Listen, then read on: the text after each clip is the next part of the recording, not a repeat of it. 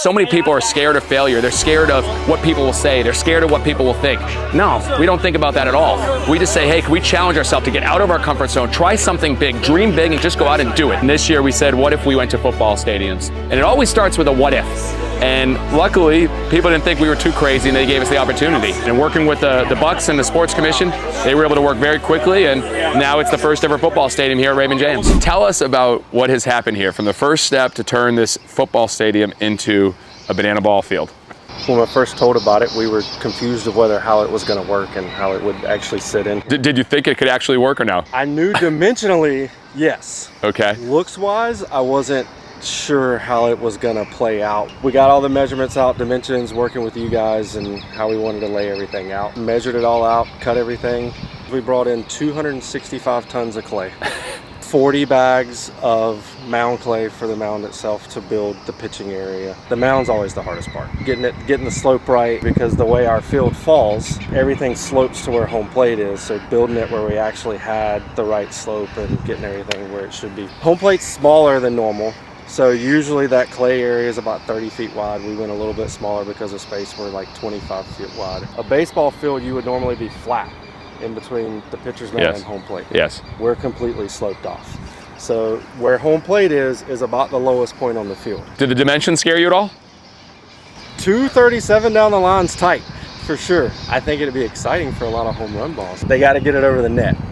Yeah. So that net adds an extra dimension. So you got to 60 get it feet, up. but not the right center. It's about right 280. The foul poles are actually pretty interesting. Those are our goalpost uprights. So are these the actual ones used this past year? Those are the ones that directly off the field goals that we use this year. This one is buried about 5 feet in the ground. How long did this take?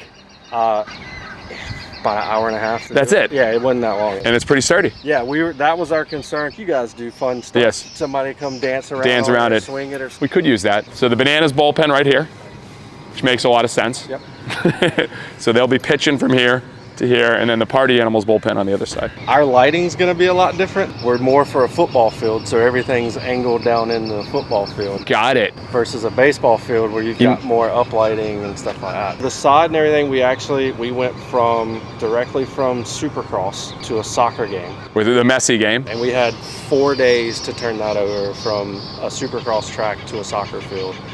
And then we played that game, and then basically like a week after that game is when we started cutting out the infield. But this is high level sod. Yes, yeah. So this is the same stuff that we use during the Bucs season. Trey, thank you, man. Appreciate you as always. Thanks, Absolutely. Man. What has been the hardest part of this process? Making things look aesthetically pleasing. That's been the hardest piece. Surprisingly, the field has been the easiest part. Making it look like a baseball field and feel like a baseball field for the fans and our players, I think has been the most challenging part of this whole process. So the dugouts, these are not conventional dugouts.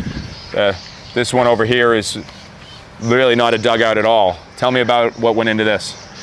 Well, we wanted symmetry. Originally, we had both teams on one side. Originally, we had the netting attaching to these bike racks where the paddings are attached to. Wanting to make sure that this net was as tight as possible and played real where it bounced off, the decision was made to attach it to the top of the seating rails, which I'm glad we did because that net is very tight. It hasn't moved. You actually can't even see it. When you look out to right field, you can't even see a net there because it's pulled so tight to that railing. Really happy how the netting turned out, quite frankly. There's no way we could have done this without having great partners because we've never put together a field on a football stadium. Two of the biggest things that we thought about is not just the actual field, but it's the netting and the padding. The netting here from Netting Pros, they said we can do this. And what was so great about Netting Pros is they put the netting up at Grayson Stadium and we saw the level that they delivered. So that was key to us, working with them. And then the padding. Now this we had to improv, because we had no idea how to do this. And what they suggested was using bike racks and getting the professional padding that goes all the way down to the ground. 200 plus pads, 200 plus bike racks. It looks very professional. Obviously we put the Bananas logo and the Party Animals logo, but it looks professional, solid padding. It didn't cost millions of dollars. It just took the time to creatively think, how can we make it look good for fans aesthetically, and how can it actually work? So the challenge out in right field is we have a concrete wall and utility boxes just throughout. NFL has probably about 50 plugins out there for all their tech. Tons of power. Tons of power. And so we needed to protect all that from a safety standpoint, but also from an aesthetic standpoint. When you have these boxes, if we removed those pads, you would see utility boxes and plugins. It's not really the best look. So we decided to put a lot of resources into our padding and right field wall. Okay. What about access for us? Big thing for our show is getting out in front of the fans. And how do we get up there? Because this stadium was not built for that. There's a lot of entrances from the field into the stands, but the netting provided some challenges. So will this be one? This is going to be one right here. This is going to be a players really only access. We'll have some portable stairs. Players can get in and out if we decide to do any type of cool walk-ups with that boat up there. Let's stop right here. What is this? Playing baseball on a football field is not without unique challenges. So this is the insert where the uprights for the football uprights goes. We are going to be covering this with some turf that they're bringing from Savannah to, one, provide a layer of protection, but also aesthetically make it pleasing. But because it seems dangerous. It seems very dangerous, Jesse. There's a few challenges around this field. And it's not level. So the way they build this football field, it's kind of crested. And so everything runs to the sidelines. Stairwell here. We have 2 for our center fielders to easy access into the stands. And so there's 6 potential ways that our players and cast can get out into the fans. Yep. We have a 50-foot net. I thought it was 60 feet. Well, it's 60 feet at its highest point in foul territory, slopes down to at or around 50 feet. What I'm most worried about is right center field. That netting cuts off at about the 40-yard line. Yeah. And this is only 285 feet to right center. That's nothing. There's going to be some balls just flying in there. So this is extremely short.